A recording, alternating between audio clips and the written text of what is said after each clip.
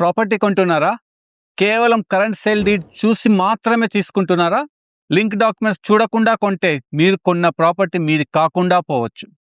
ఈ chain of documents miss అవుతే ఏమవుతుందో ఇప్పుడు చూద్దాం. తెలంగాణ, ఏపీలో ప్రాపర్టీ కొనేటప్పుడు కేవలం పట్టాదారు పాస్బుక్ అండ్ రీసెంట్ డీడ్ సరిపోదు.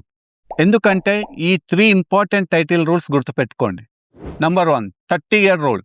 మీరు at least 30 years link documents check చేయాలి. సెక్షన్ 90 ఇండియన్ ఎవిడెన్స్ యాక్ట్ ప్రకారం 30 years ప్రాపర్ డాక్యుమెంట్ రికార్డ్ ఉంటేనే టైటిల్ చాలా స్ట్రాంగ్గా ఉంటుంది. ఈ చైన్లో ఒక్క డాక్యుమెంట్ మిస్ అయినా లీగల్ రిస్క్ చాలా ఉంటుంది. Number 2, loan rejection.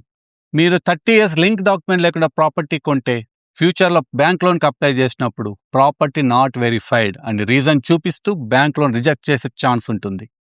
ఈ ప్రాపర్టీని మీరు ఫ్యూచర్లో అమ్మడం కూడా చాలా కష్టం. Number 3, legal disputes. ఒకవేళ పాత ఓనర్ కానీ వారి వారసులు కానీ వారికి అమ్మే హక్కు లేదని కోర్టులో కేసు వేస్తే మీరు కోర్టు చుట్టూ తిరగాల్సి వస్తుంది.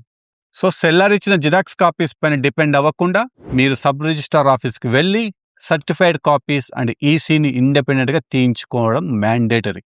ఈ ఇంట్రెస్టింగ్ పాయింట్స్ నచ్చితే ఛానల్ ఇప్పుడే సబ్స్క్రైబ్ చేసుకోండి.